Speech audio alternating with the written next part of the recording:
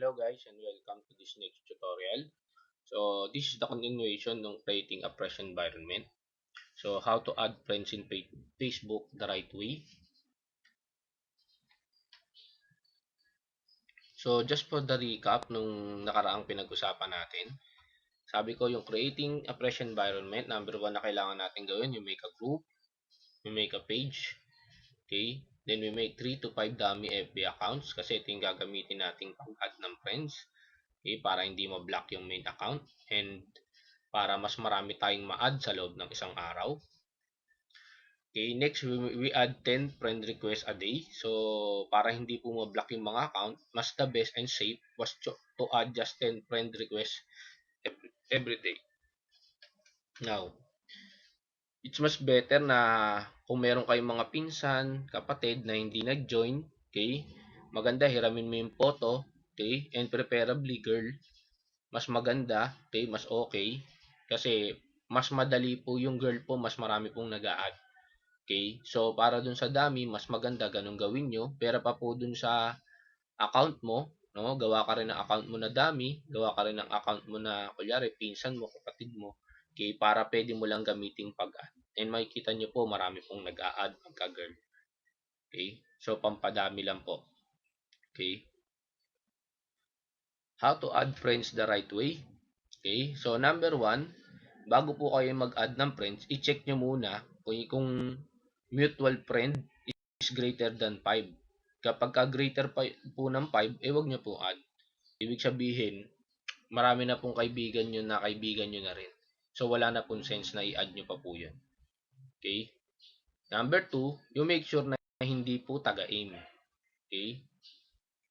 Kasi kung taga-aim po yun, i-add nyo pa, ay wala na rin sense para i-add nyo pa kasi taga-aim na, hindi nyo naman na po balak recruiting yan. Again, ang focus natin ngayon was to recruit more new blood. Okay? Hindi po member ng taga-aim. Okay? So, number 3, i-make sure nyo rin na hindi po siya taga-ibang network. Ibig sabihin, hindi siya taga-ibang company. Kasi yun po yung reason kung ba't mas maraming mas malaking opportunity na ma-block kayo. It's because pag nag-add kayo ng taga-iba, ang gagawin nila, i-click niya po yung i-click niya po kayo as spammer or as iba-block niya po kayo. That's the reason mabablock po yung account niyo. Kaya total 10 lang naman ang i-add mo everyday, mas the best na tignan mo na kung taga-san siya. Okay? Kung wala siya, generic, hindi po siya sa ibang network, pwede niyo na po siyang i-add. Okay? Again, ang focus natin, kumuha ng mga new blood. Now, number 4, make sure hindi siya friend ng dami. Ibig sabihin, kasi po, ang gagawin mo, you create 3 to 5 dummy accounts, and then, ipe-friend mo yung dummy accounts mo eh. So, pag in-add mo yung friend, makikita mo kung friend na siya ng dummy account or isa sa mga dummy account. So, pag friend na siya, huwag mo na siyang add. Kasi no use na eh. Okay? So, ang mangyayari, baka mamaya, friend nung 5, in-add mo pa, wala nang sense. Dumadami na lang yung ina-add nyo, pero pare-parehong tao na lang din. Okay? Number 5, invite Filipinos. Ano pong point ko dito? A lot of people kasi ang ginagawa nila, nag-invite sila kagad ng mga foreigner. Okay? Okay po yun. Okay? Yun nga lang po, hindi po kagad magtitiwala sa inyo yun. Unang-una, magkaiba po kayo ng lahi eh. So, kung gusto nyo makatarget ng mga foreigner, ang diskarte pong ginagawa dyan, mag-invite ka muna ng Pinoy sa ibang country. Pag naka-invite ka ng Pinoy sa ibang country, siya na po ang mag invite ng kakilala niyang foreigner. Okay? Asawa niya, foreigner. Asawa ng kapitbahay niya, foreigner, na best friend niya. Dun po mai-invite yun.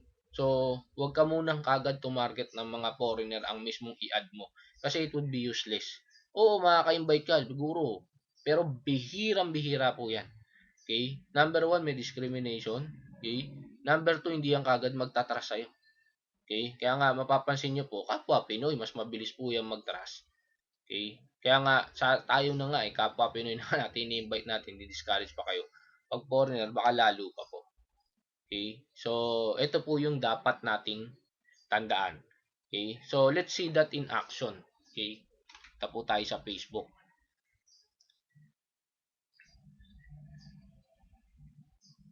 Okay? So, like ito, picture photo ng kapatid ko.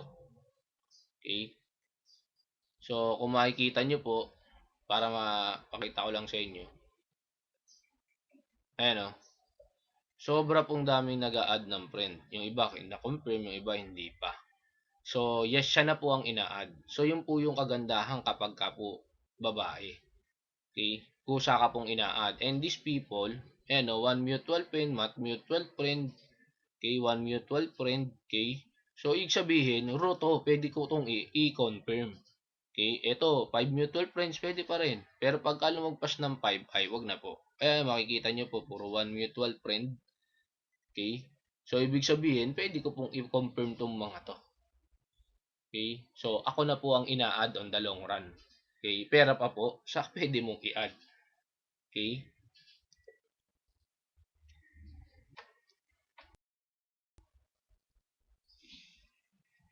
Ayan. So, kung titignan po natin, total 10 lang po yung i-add nyo everyday. Okay? Ang gawin nyo po, i-open nyo na. Katulad nito, to mutual friend, pwede po to. O you just open it. Okay? Tapos i-double check nyo na po. Makikita nyo naman po agad kung taga-ibang network, kung taga-AIM Global or taga-ibang network. Makikita nyo kasi nagpo-post siya ng picture sa newsfeed niya. Okay, so kung makita mo, ito, fresh, new blood po to. Ibig sabihin, pwede ko po itong i-add. Okay? Kasi po, mas masarap pong invite yung mga wala pa pong alam sa network or narinig lang yung network kesa dun sa mga taong nag-network na. Okay, makikipagtalo ka na lang po dyan, okay, or makikipagkumperan ka ng marketing plan, which is useless po, waste of time, and at the same time po, yan po yung mga tao na sasali po yan sa mga bago. Okay? At hindi po basta-basta yan na may invite. Kaya kaysa makag-waste ka ng time dyan, ako kaya po ang mindset ko palagi maghahanap ako ng gusto, okay, kaysa ipilit ko sa ayaw. Okay? Kaya more on new blood po ang target. So kaya ito, okay to. So I will add this as friend. Okay? So ganun po kasimple. Okay? I-filter out nyo po lahat ng ina-add nyo. Okay? Ito po, another po ito, pa. Pwede ko po yan uli add because it's just two mutual friend. Okay? So ang gawin nyo lang uli, i-search nyo. Now, kung makikita nyo po dito, yung sinasabi ko po, makikita nyo po, two mutual friends. Ibig sabihin, isa no, naka-meet siya sa criteria, wala pa sa 5 mutual friend natin to. Okay, second, wala po dito yung dami account. Kasi po kapag ka po friend to ng dami account, lalabas dito na yung account mo na dami, makikita mo siya. So kung friend siya ng dami account, huwag mo na siyang i-add. Kasi nandoon na naman siya sa prospect list nung ay sa friend nung dami account Okay? Kaya nga 'di ba sa atin sa network ang unang sinasabi, you make a prospect list. Okay? Lista mo lahat, alalahanin mo, huwag mong kalimutan. Alam niyo po yung ginagawa niyo ngayon, you are making a raw prospect list. Okay? Ng puro new blood. Okay? Kaya pag nag-post na po kayo ng ads, sigurado po puro new blood makakakita. Okay? And ito po yung mga madalas nagtatanong, nag-i-inquire kung paano kumita ng ganyan because wala pa sila totally alam. Naririnig lang nila pero hindi nila alam, okay, kung paano gawin. So, ganun po kasimple. So now, let's go back ulit dun sa slide. Okay, so ganun po siya kasimple. Okay, so next, where to search for new blood. Okay, ito po, this is the good part. Okay, so saan po maganda mag-search ng new blood? No? Number one, ayun, like yung ginawa ko kanina is the Facebook suggestion. Okay, sa kanan lang naman Okay, or dun sa nakakaalam na nito, okay, doon naman po sa hindi nakakaalam, yun po yung purpose nito. Number one, we use the Facebook suggestion. Yung sinasuggest po sa right side, yung kaninang mga kiniklik ko. Number two, we search in pages and in groups. Okay, now, isa pong dapat natin tandaan, kasi po ito yung common error na nakikita ko sa iba. Okay, nagjo-join sila sa mga group ng posting ads, okay, how to earn, share your MLM. Alam niyo po, wag po kayong magsasala doon at wag na po kayong magpo-post doon. Okay? Masasayang lang po yung puyat nyo sa pagod nyo at yung pagpo-post nyo sa sipag nyo na everyday pinopostan nyo yung group na yon. Pero walang nagre-react. Kung may mag-react man doon, ako po kailan pa. Why? It's because para sa akin po, okay, compromise na po kasi yun, na-compromise na yung mga pages and groups na yun. Bakit? Kasi po lahat po ng member ng group na yun nagpo-post ng ads. Sino po re-recruitin mo doon? Kanya-kanya po sila ng ipino-post. The best thing na pwede nyo pong gawin, okay, maghanap kayo ng page or group na wala pong fresh po. Ibig sabihin, wala pong kitaan. Okay? Huwag po kayong mag-post dun sa may kitaan. Kahit dun allowed mag-post, oo, allowed ka mag-post. Magpo-post ka na magpo-post. Pero nonsense yun. Mapapagod ka na lang. Okay? Kasi nga, lahat kayo, may kanya-kanya na kayong pinopost na pagkakakitaan. Okay? And again, kung nasa ibang network yan, nasa ibang online yan, okay? Nasa SWA yan, wala po yan sense nyo kasi hindi nyo po yan ma-invite. Okay? Makikipagtalo lang po kayo again dyan. Okay? So, the best thing that you should do, okay? Huwag po kayo magsasali doon and hanap po kayo ng pages and groups na ang team po nila hindi po posting ng ads or extra income. Okay? Now, let's see this in action. Pakita ko po ito sa inyo.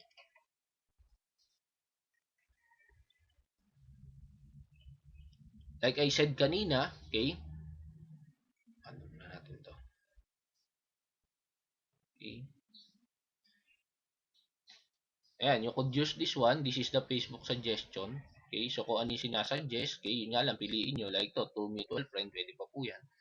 Okay, so you could add it. Pero i-check nyo lang, wag po kayong dito mag-add. I-check nyo po muna kung member siya ng ibang network. Now, another sabi ko, you could search in pages. Ganito po yun. Okay, ang tanong, ito pong ginagawa natin, ang main focus natin was hindi naman makarecruit dito sa Pilipinas Ang main goal natin was makarecruit international kasi online na po tayo Actually ako po, aminin ko, dito lang po ako sa loob ng bahay, sa loob ng kwarto ko, may office ako. Okay, nakakapag-invite ako from other country, Dubai, New Zealand, Australia, okay, pero nandito ako sa loob ng bahay ko. Okay, wina one-on-one ko, online din po. Okay, nagse-seminar ako, online din po. Okay? Kaya ang target ko po international and yun din yung gusto kong ituro sa inyo. Why? Unang-una, okay, sobrang dami pong nag-aim sa Philippines. Okay? Pero ang dami pa pong country. Okay? Kung sobrang lalaki na ng kinita ng mga top earner dahil sa Philippines, mas more kung makapag-start ka sa isang country. Okay? So again, targetin mo doon yung Pinoy. Yung Pinoy yung magpakalat doon. Okay? Now, the big question is, okay, saan mo gusto mag-recruit? For example, you want to recruit sa Taiwan. So, hanapin mo lang dito, Filipinos in Taiwan, for example. Okay? So, search mo dito, Filipinos in Taiwan. Okay? So, makikita nyo po may lalabas na group Okay? So, pwede nyo po itong buksan. Okay? Ngayon, pag nabuksan nyo na po itong tatlo na to, for example po yung tatlong yan nabuksan natin, pwede mo ka rin pumunta rito. Okay? Dalawa po yan. Dito muna tayo sa una.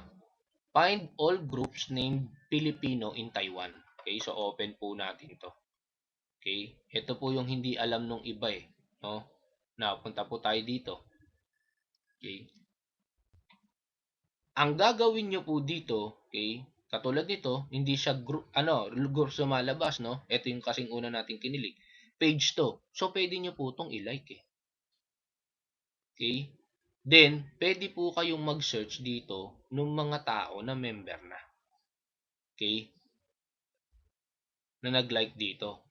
Okay? So, actually, this is a page kasi mamaya papakita ko po sa inyo sa page kung paano gawin.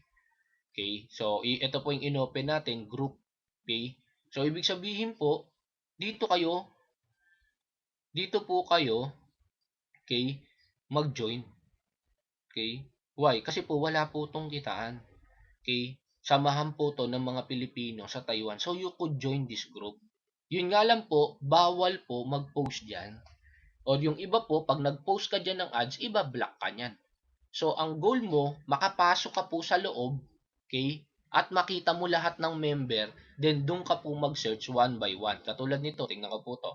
Filipino workers in Taiwan. So, i-click ko po yan. Okay? Ako, member na po ako dito. Okay, nakapasok po ako dito, pero ang purpose ko dito, hindi mag-post ng ads. Ang purpose ko po dito, i-click yung members, okay, at dito po ako ngayon magsa-search ng mga friends. Okay, na hindi ko pa po mutual friend. Pero at least alam ko, nasa Taiwan po siya. Okay, So like ito po isa sa account ko, ibig sabihin, nakapasok na po dito yung isang dami account ko. So picture naman po to nung girlfriend ko. Okay? So yun, isa sa dami account ko. So ang gagawin mo, papasok ka lang dito, then mag-a-add ka ng tao na galing dito. At least makaka-recruit ka na sa Taiwan. But the best thing you should do, still, i-open nyo po yung account. Huwag po kayong add ng add. Kailangan nyo po munang makita, again, yung 5 rule natin, friend ba ng dami, katulad po ito. Ito yung sinasabi ko po. Friend na po siya nung dami, so hindi ko na siya kailangang i-add. Okay? Kasi friend na siya nung dami. Or, okay, taga-aim ba? Okay? Yan, so katulad po nito, nasa ibang network po siya. Kung siya po, ayan, nasa ibang network. So, no need to add this one. Hanap ka na po ng iba. Okay? At least, hindi po nabavirus or nagkakaroon ng mga uh, na-add na friend yung mismong account mo at yung mismong mga group and pages mo nang nasa iba. Okay? Hindi ka rin mabablock. Kasi ito, isa sa magbablock sa'yo. Just in case. Okay? So, again, how to search in pages naman po tayo. Okay? So, balik tayo doon. For example, OFW Australia. Okay? So, let's go to pages. Okay? Kumbaga, mag-search naman tayo ng pages. Okay? So, click natin yan. So, ayan. Ito po yung pages. Okay? So, makikita nyo na po yung mga OFW sa Australia. Ang gagawin nyo lang, i-click nyo po to. Ayan. Okay, so makikita nyo po rito, 221 like this. So makikita nyo po kung sino nag-like nito. So just click this one. Okay. So ito po yung mga nag-like.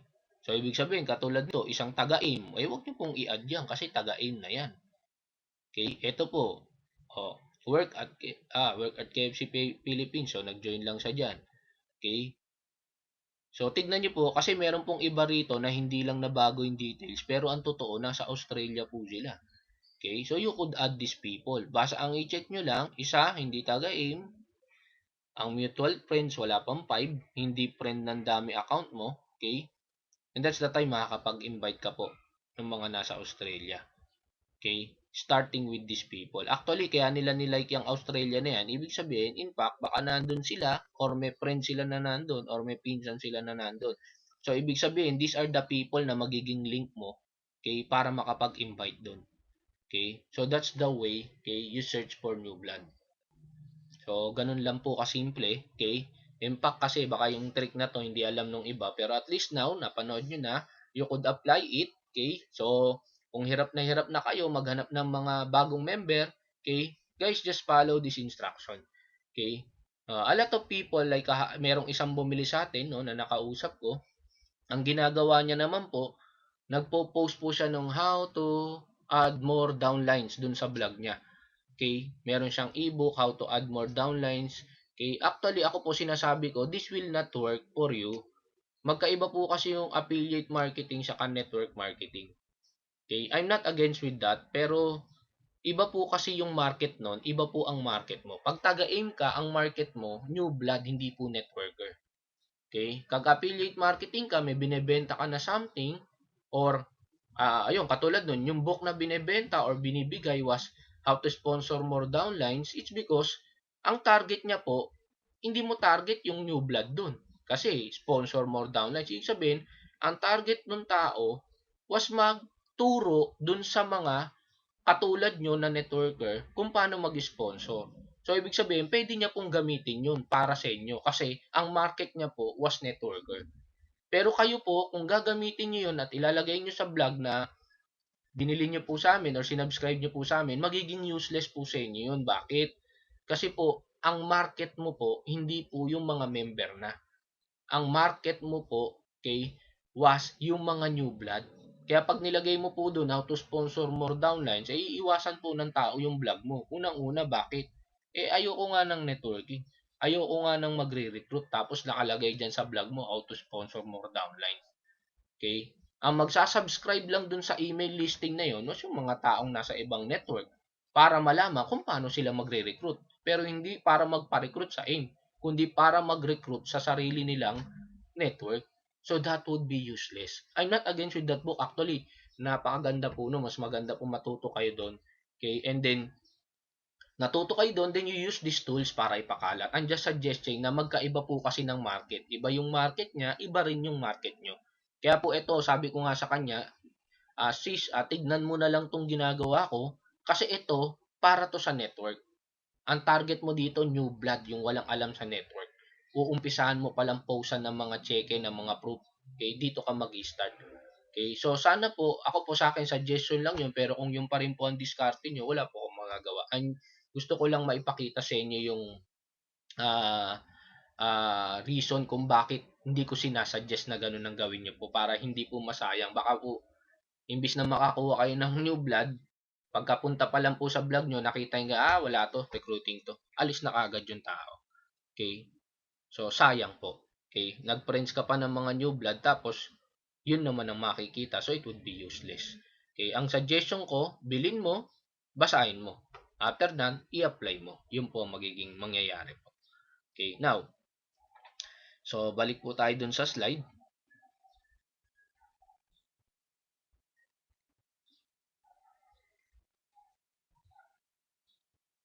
Okay. Now, with this strategy, you will never run out of people to invite.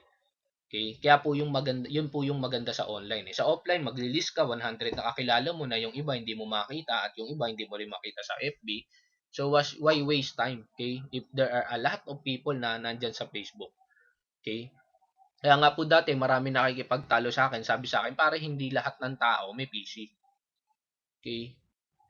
Sabi ko, pero pare, kahit taga-squatter may Facebook. Doon po siya napaisip. Sabi niya ba, o nga, no?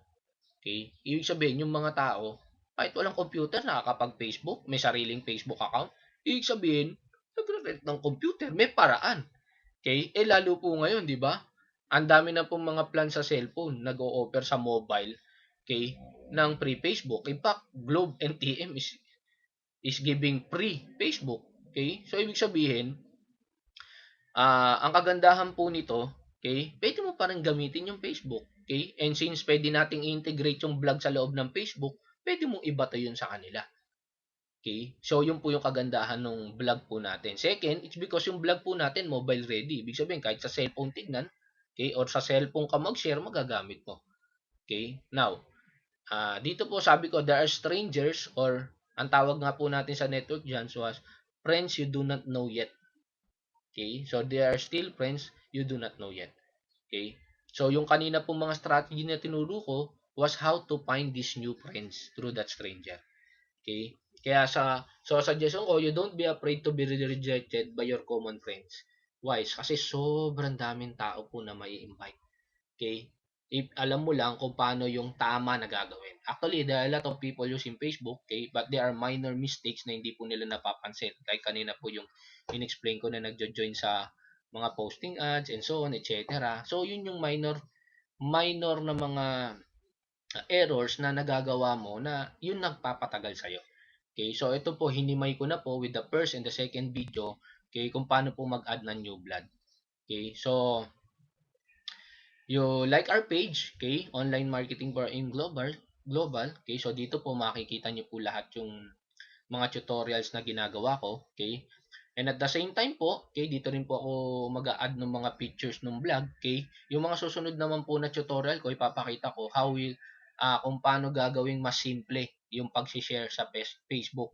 Okay, this will make your life easier. Okay, yun po yung pwedeng gawin ng vlog. Okay, and this is the perfect marketing tool, okay, para makapag-sponsor ka internationally, okay, and how to use the blog. Yun po yung mga tutorial naman na gagawin ko. Kaya doon po sa mga nakabili, okay, ito po yung unang dapat na gawin nyo, okay, para magamit nyo po ng mas maganda po yung blog. Pag-share nyo po. Okay, so yun naman po yung susunod na gagawin natin, how to use the blog. Okay, so with that, I end this tutorial.